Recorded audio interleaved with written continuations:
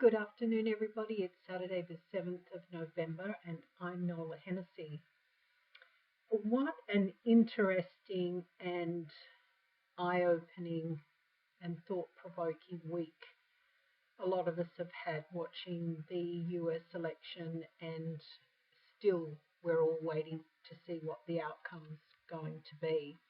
While it's looking really confident that Biden and Harris will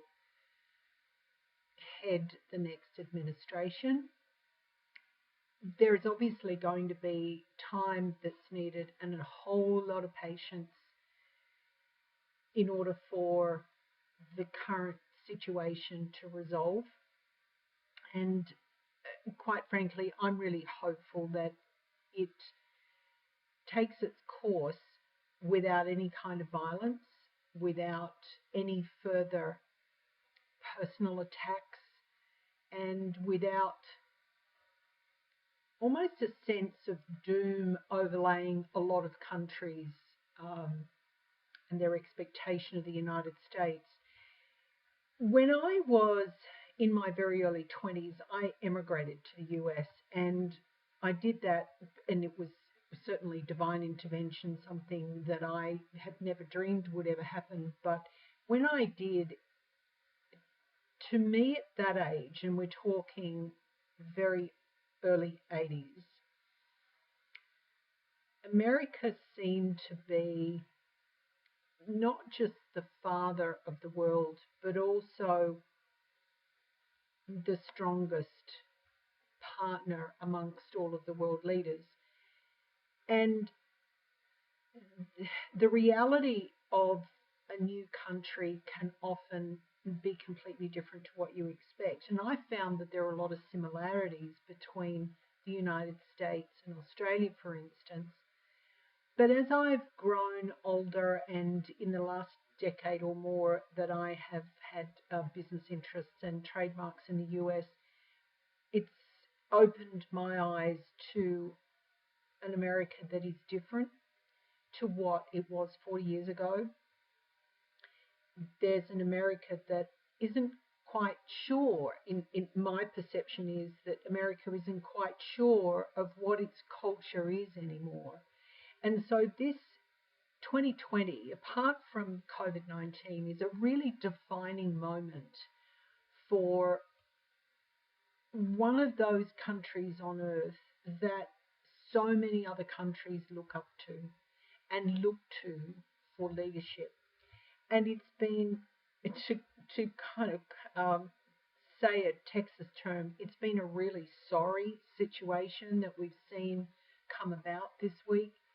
And there's a lot of folks messing with each other, and that is really not appropriate under any circumstances. And it's really not appropriate when millions, tens of millions of people have turned out to vote, to have their voices heard, to hopefully steer the country in the direction that they want. But it's very clear that there's a strong cultural rift that has occurred. I think from my observation, the last 5 to 6 years, I've seen an incredible increase in anger across various states.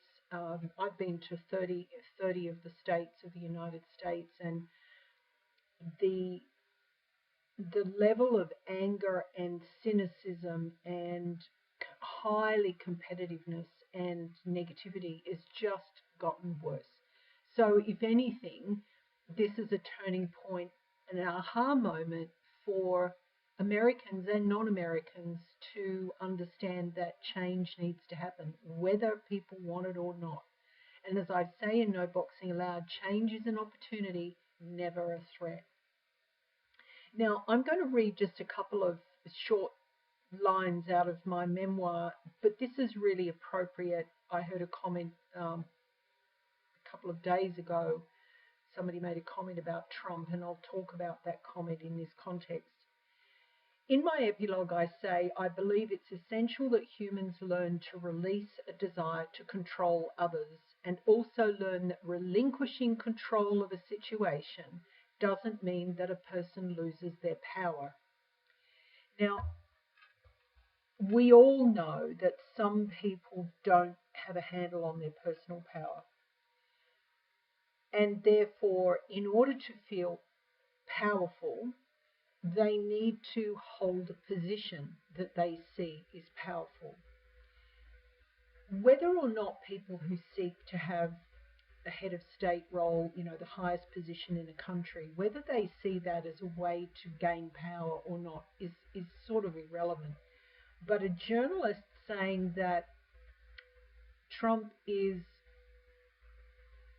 exerting his personal power at the moment with the litigation is actually wrong. What he's doing is exerting his positional power. And the really critical thing for people to realise here is we're seeing unfold before our eyes someone who appears very much to not understand nor have harnessed his personal power.